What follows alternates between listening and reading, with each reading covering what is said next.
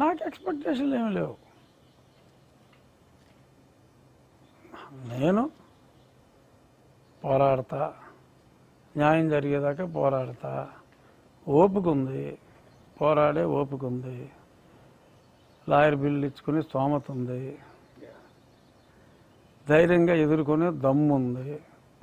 So నాకు ఆర్థికంగా స్తోమత ఉంది, ధైర్యంగా ఎదుర్కొనే దమ్ము ఉంది. చాలామందికి డబ్బు ఉంటుంది కానీ దమ్ము ఉండదు. సో దమ్ము ఉంది కాబట్టి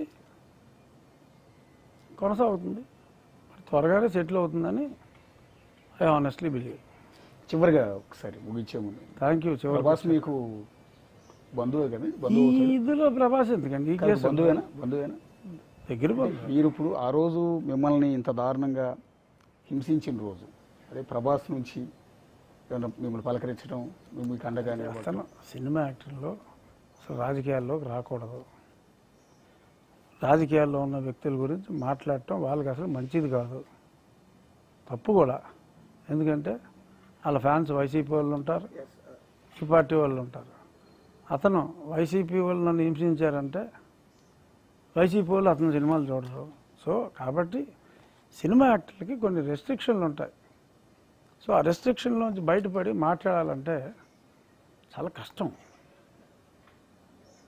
సో ఎక్స్పెక్ట్ చేయడం తప్పు. సో అంచేత ప్రభాస్ నా బంధువైన, ప్రభాస్ ఇంకా బంధుత్వం కన్నా మించిన స్నేహాలు ఉన్న సినిమా ఆర్టిస్టులు, పాపులర్ హీరోలు నాకు చాలామంది ఉన్నారు. పేరెట్టి పిలుచుకుని భుజాల మీద చేతులు వేసుకుని ఉంటాం. బట్ వాళ్ళ నుంచి ఓపెన్ స్టేట్మెంట్లు ఇటువంటివి మనం ఎక్స్పెక్ట్ చేయకూడదు. ఒకవేళ చాలామంది నాకు మాట్లాడినా ఎవరు మాట్లాడారో నేను చెప్పకూడదు. సో అది వాళ్ళ సినీ జీవితానికి మంచిది కాదు. సో స్నేహితులందరూ బాగుండాలని కోరుకునే వ్యక్తిని నేను. సో చాలామంది మాట్లాడారు, బట్ ఐ కాంట్. వాళ్ళ ఫ్యాన్స్ హర్ట్ అవ్వకూడదు.